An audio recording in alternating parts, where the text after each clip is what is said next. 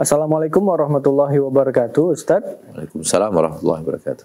Dari hamba Allah di Lahat. Ustadz, saat ini iman saya benar-benar merosot.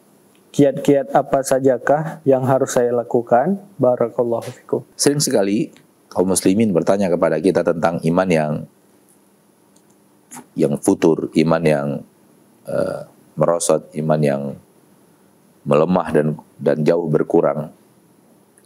Kita selalu mengatakan bahwa turunnya iman disebabkan maksiat. Turunnya iman seperti ini disebabkan maksiat. Maka yang harus dilakukan adalah kita introspeksi diri, apa kemaksiatan yang kita lakukan sekarang ini?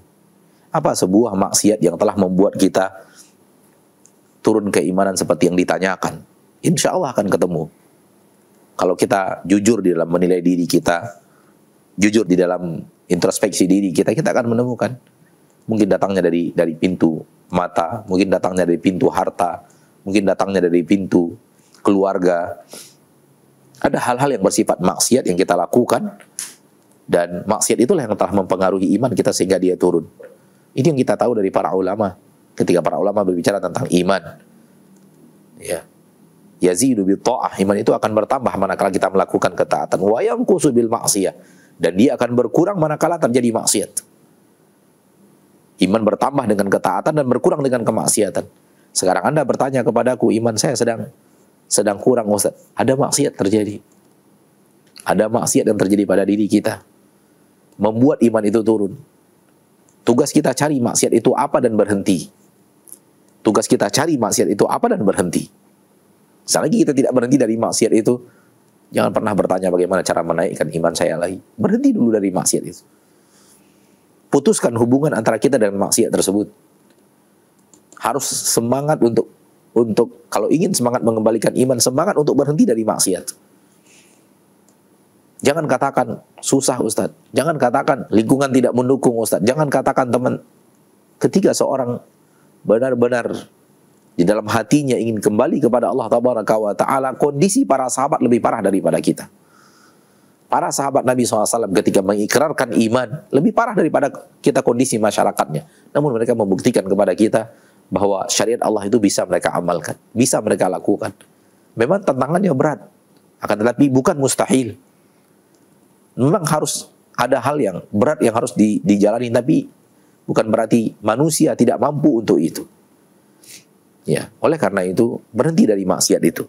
Tinggalkan maksiat yang akhir-akhir ini Anda lakukan sehingga membuat Anda mengalami kondisi yang tadi Anda keluhkan. Ini yang akan saya nasihati. Setelah itu, baru kemudian naikkan ibadah. Tambahkan waktu dengan membaca Al-Quran. Dekatkan diri ke masjid, ke rumah Allah. Datanglah sebelum waktu adzan. Entah 10 menit, entah 15 menit sebelum waktu adzan. Sudah ada di masjid, baca Al-Quran, duduk beristighfar, dan pulang juga setelah 15 menit, 10 menit setelah kita melakukan sholat sunat di masjid, sholat ba'diyah di masjid. Kalau kita rutinkan hal yang seperti ini, duduk di majelis ilmu, dengarkan kajian-kajian para ustadz, para guru-guru yang mengajarkan kepada kita takwa kepada Allah Subhanahu wa Ta'ala, jalan ke surga Allah Tabaraka wa Ta'ala. Dengarkan kajian-kajian yang memotivasi kita untuk beribadah dan bertakwa kepada Allah. Kemudian manakala masalahnya dari sahabat, tinggalkan sahabat-sahabat buruk. Duduklah di sahabat-sahabat yang akan menasihati kita kepada kebaikan. Jangan biasakan duduk di dekat orang-orang yang malah memberikan kepada kita semangat untuk berbuat maksiat kepada Allah Subhanahu wa Ta'ala.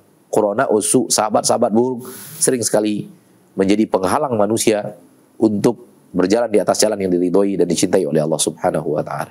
Wallahu a'lam.